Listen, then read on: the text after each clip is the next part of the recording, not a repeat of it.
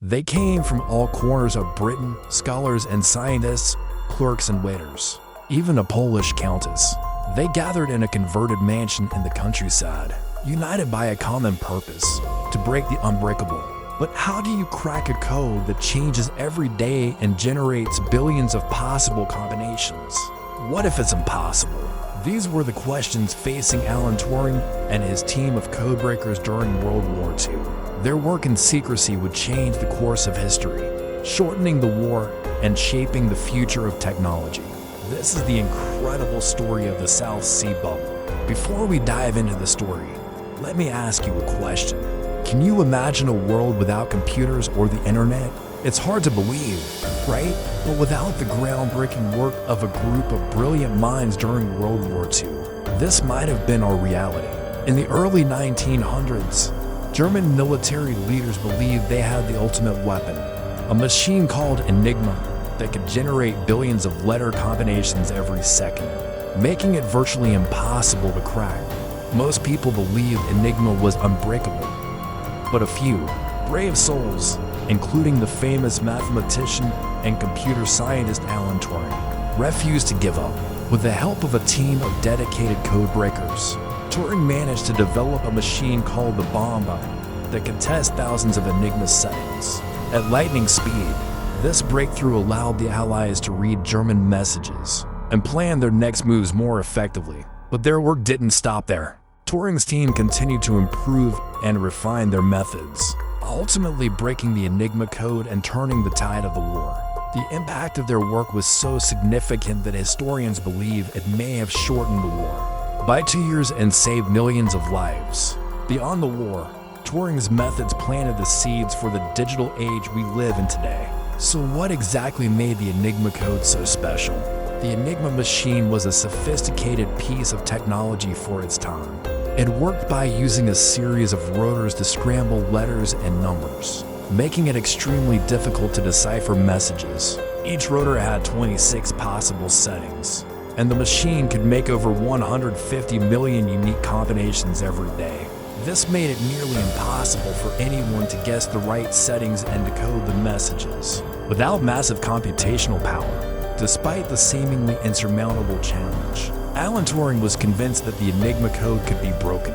His brilliance lay in his ability to think outside the box and approach problems from a different perspective. Instead of trying to guess the code, Turing developed a machine called the Bomba that would systematically test every possible combination until the correct decryption was found. It was an ingenious solution to a seemingly unsolvable problem. But building the Bomba was no easy task.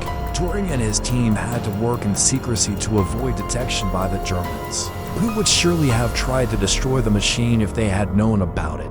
They also faced skepticism from some of their own colleagues who believed that the Enigma code was truly unbreakable. Despite these challenges, Turing and his team persevered, driven by their belief that they could make a difference. The first Bomba machine was completed in 1938 and began testing various Enigma settings. But it wasn't long before the Germans changed the code, making the old Bomba obsolete. Undeterred, Turing and his team quickly designed an improved version that could test even more possibilities at an even faster pace. By 1941, the new Bomba was up and running, cranking out potential solutions to the latest Enigma code. But even with this powerful machine, breaking the Enigma code was still a daunting task. The process required massive amounts of electricity and generated huge piles of paper, filled with potential solutions that had to be manually checked for accuracy. It was a painstaking process, but one that eventually paid off.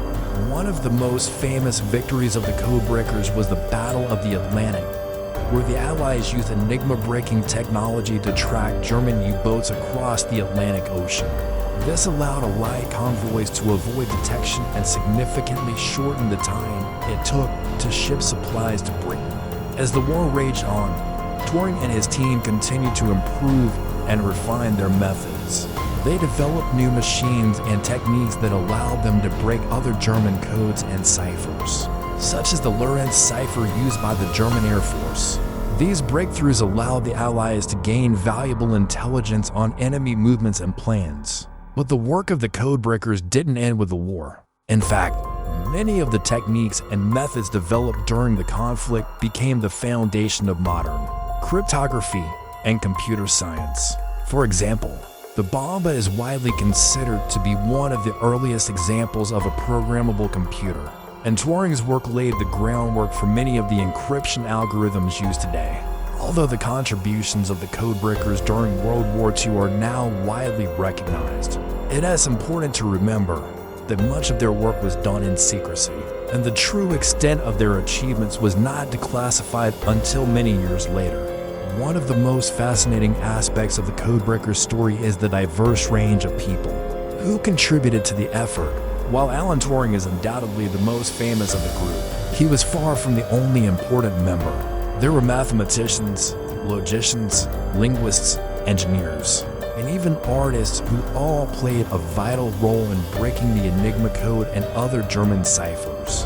For example, there was Joan Clark, one of the first women to join Turing's team at Bletchley Park. Clark was a brilliant mathematician who helped design the Bomba machine and played a key role in breaking the Enigma code. Despite facing sexism and discrimination, she made invaluable contributions to the war effort and helped pave the way for future generations of female mathematicians and computer scientists. There was also the Polish mathematician Marian Rejewski, who first discovered the weaknesses in the Enigma code and developed a machine called the cryptologic bomb.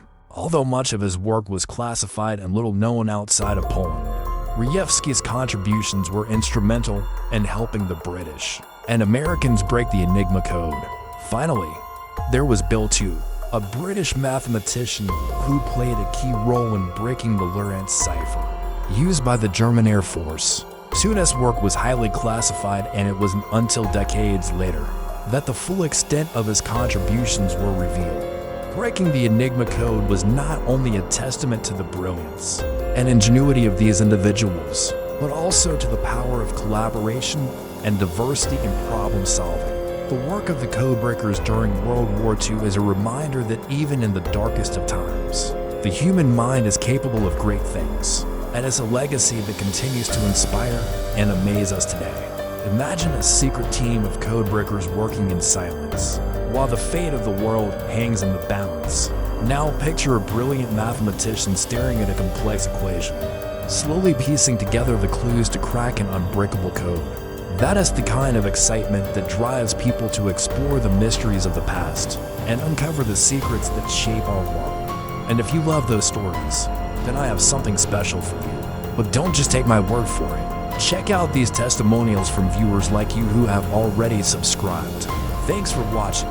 If you enjoyed this episode and want to see more, be sure to hit subscribe and join the growing Wondrium community, with new episodes premiering every week. There's always something fresh and exciting to discover, so why wait? Click that subscribe button and get ready to explore the world like never before.